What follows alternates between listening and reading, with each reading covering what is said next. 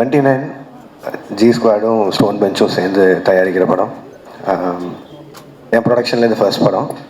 இதுக்கு முன்னாடி ஃபைட் கிளப்னு ஒரு படமும் மைக்கேல்னு ஒரு படமும் ப்ரெசென்ட் பண்ணியிருந்தோம். அதுவும் ஃப்ரெண்ட்ஸ்க்காக தான், சந்தீப்காகவும் உரியடி விஜய்க்காகவும். அதே மாதிரி இந்த படம் ப்ரொடியூஸ் பண்ணுறதுக்கு ஒரு முதலும் ரொம்ப முக்கியமான காரணமும் ரத்னா தான். ரத்னா வந்து ஒரு ரைட்டரை தாண்டி ஃப்ரெண்டை தாண்டி ரொம்ப நாளாக ஒரு சக போட்டியாளனாகவே இருந்திருக்கான். 2012-13 அந்த டைமில் இந்த ஃபஸ்ட்டு படம் பண்ணுற முயற்சிக்காக சுற்றிட்டு இருக்கும்போது கார்த்திக் யோகி சொன்ன மாதிரி இப்போ இருக்க எல்லா டைரக்டர்ஸும் அப்போது ஒன்றா தான் இருந்தோம். பட் அவங்களுக்கெல்லாம் 4 இயக்குனர் இருந்தாங்க. இப்போ நான் ரத்னாலாம் வந்து ஷார்ட் ஃபிலிம்ஸ் பண்ணிட்டு லிட்ரலி தெருவாக சுற்றிருக்கோம். எந்த தேட்டரில் ஸ்க்ரீனிங் கிடைக்கும், எப்போ ப்ரொடியூசர்ஸ் எல்லாம் ஃப்ரீயாக இருப்பாங்க, ஆர்கேவியா, ஏவிஎம்மா, பிரசாதா, ஏன்னா ஏதோ ஒரு ஸ்க்ரீனிங்கில் அந்த படத்தை போட்டு காமிச்சு ஏதாவது ப்ரொடியூசர் பார்த்து வாய்ப்பு கொடுத்துட மாட்டுறாரா அப்படின்னு. அந்த டைம் தான் 2012 பீட்சா ரிலீஸ் ஆச்சுன்னு நினைக்கிறேன். அது வந்து ஒரு பெரிய டோர் ஓப்பன் பண்ணி வச்சுது எங்களுக்கு, எங்களோட ட்ரீம்ஸ்க்கெல்லாம். அது நான் மட்டும் இல்லை, இன்றைக்கி இருக்கிற நிறைய டைரக்டர்ஸ்க்கு அது வந்து மிகப்பெரிய ஒரு டோர் ஓப்பனிங்காக இருந்தது அந்த படம். அண்ட் அந்த படத்துக்கு அடுத்து அவர் கார்த்திக் சுப்ராஜ் சார் பண்ண அவர் ஸ்டார்ட் பண்ண அந்த ப்ரொடக்ஷன் ஹவுஸ் ஆகட்டும், அந்த பெஞ்ச் டாக்கீஸ்னு ஒரு விஷயமாகட்டும், அதில் அப்போது ஸ்டாண்டர்டில் இருந்த ஒரு ஷார்ட் ஃபிலிம்ஸ் எல்லாத்தையும் ஒரு ஆந்தாலஜி மாதிரி ஃபார்மேட்டில் பண்ணி ரிலீஸ் பண்ணதாகட்டும். அப்படி தான் ரத்னாவோட மது ஃபஸ்ட் சீரீஸ் ரிலீஸ் ஆச்சு. அண்ட் என்னோட களம் வந்து அவியல்ன்ற ஒரு சீரீஸில் செகண்ட் ரிலீஸ் ஆச்சு.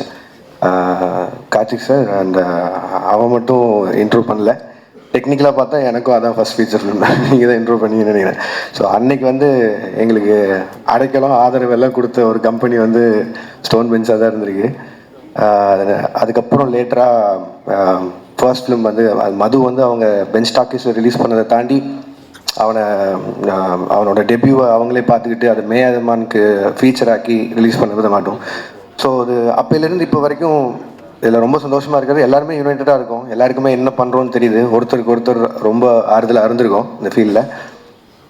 இப்போ கட் பண்ணால் அதே ஸ்டோன் பெஞ்ச் கூட ஒரு ப்ரொடக்ஷனில் டைப் பண்ணி ரத்னா டைரக்ட் பண்ணுற அளவுக்கு, அவன் டைரக்ட் பண்ணுற படத்தை ப்ரொடியூஸ் பண்ணுற அளவுக்கு இன்றைக்கி ஒரு இடம் கொடுத்ததுக்கு முதல்ல மக்களுக்கு பெரிய நன்றி.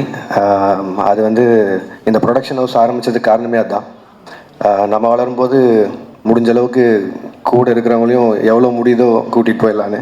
ஏன்னா அது அந்த சான்ஸ் இருக்கும்போதே பண்ணிடணும், இல்லைன்னா கஷ்டம். ஏன்னா இதுக்கும் இன்ஸ்பிரேஷன் கமல் சார் தான்.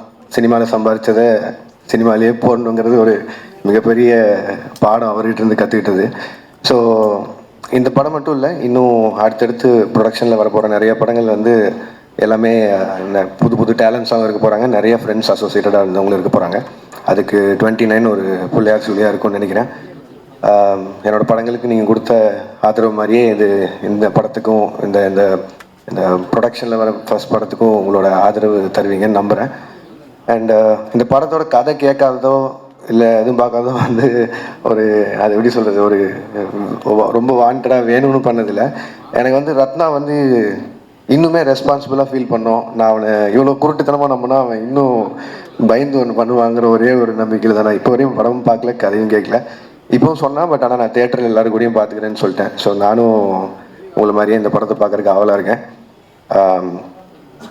And entire cast and crew and மெயினாக producers Karthik Subbaraj sir, Karthikeyan Santhanam sir,